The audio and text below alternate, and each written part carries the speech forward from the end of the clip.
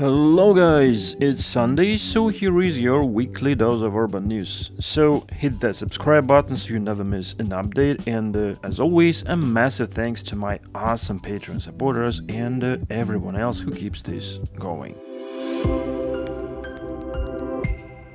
Following a lengthy legal dispute over the tender process for a new fleet of trains for Berlin S-Bahn, the tender is now officially concluded. The contract can now be awarded to a consortium that includes Siemens, Stadler and Deutsche Bahn. The contract calls for the delivery of at least 1,400 S-Bahn cars, their maintenance for 30 years, and the operation of the Stadtbahn and North-South lines for 15 years. Its value is about 15 billion euros, which makes it the largest public transportation purchase ever made in the Berlin-Brandenburg region. Apart from the winning bidder, Alstom was the only other participant in the tender. Changes to the procurement requirements led to 24 deadline extensions and significant additional costs for all bidders. The new rolling stock is expected to begin service no earlier than 2031, and full deployment will likely continue until 2033. Meanwhile, Škoda has won the tender to supply the first fleet of trams for the new tram system planned for Uppsala, Sweden. The city of Uppsala has a population of about 150,000 and is known as the oldest university city in Scandinavia. The agreement includes initial order for 20 bidirectional trams with an option for 18 additional units. Taking into account the additional units, maintenance, major repairs and technical support, the maximum value of the contract is 270 million euros. The planned system will consist of about 17.6 kilometers of double-track line with 22 stops connecting Uppsala Central Station with new residential and commercial areas, as well as the university and hospital districts. The trams will be based on a model that Škoda has already supplied to the city of Tampere in Finland, but adapted to local conditions.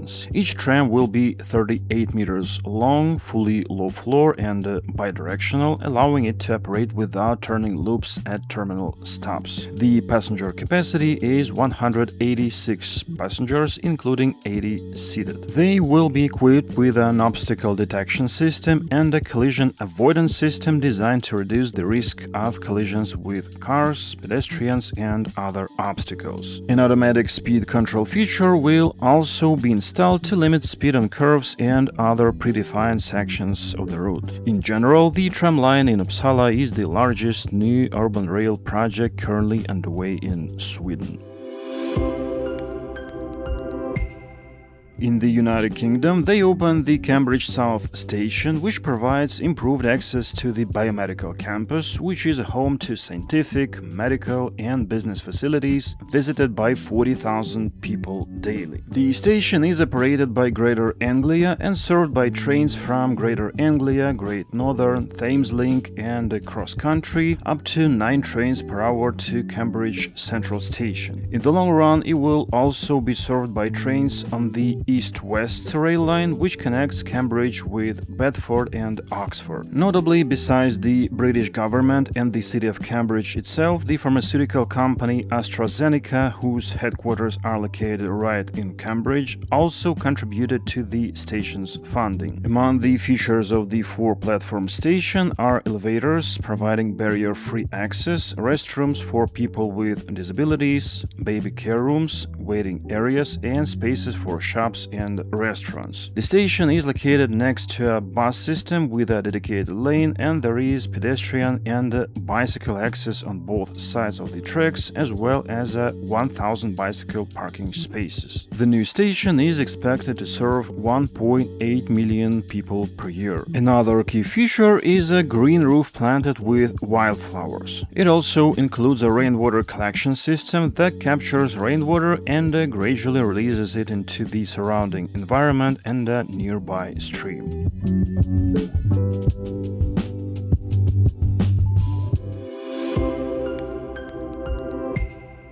The Lisbon transit operator Keris reports that the city's first modern tram line with dedicated lanes and a traffic light priority, which will be numbered 16E, will begin operating in 2029 between Commerce Square and Santa Apollonia station. And in 2031, the extension of the line to Parque do Tejo is scheduled for completion. The project, with an estimated cost of 160 million euros, including rolling stock, will feature a 12-kilometer route and 18 stops. Travel time will be about 15 minutes on the first section and 35 minutes to Parque do Tejo once construction is fully completed. The line will have dedicated platforms and traffic light priority, which is the first time a Keris tram will use both of these features.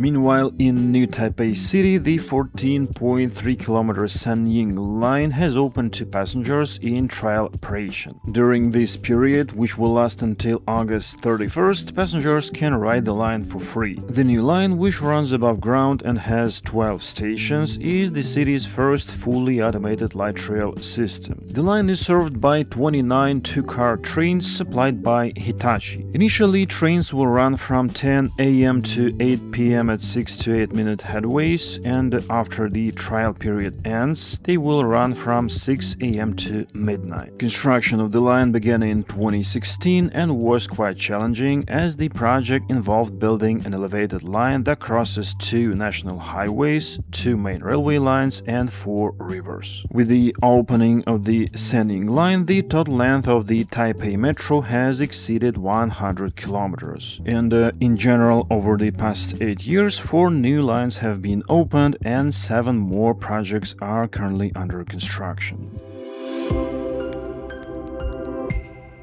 And in Kuala Lumpur, they opened a new driverless metro line named the Shah Alam line. The 37.8-kilometer line has 20 stations and includes a 2.5-kilometer underground section. 6 stations have parking lots, providing a total of 2,300 parking spaces, and the line also has 13 rapid KL feeder bus routes. The line is expected to stimulate transit-oriented development and support the government's goal of achieving a 40% share of public transit in the model split by 2030.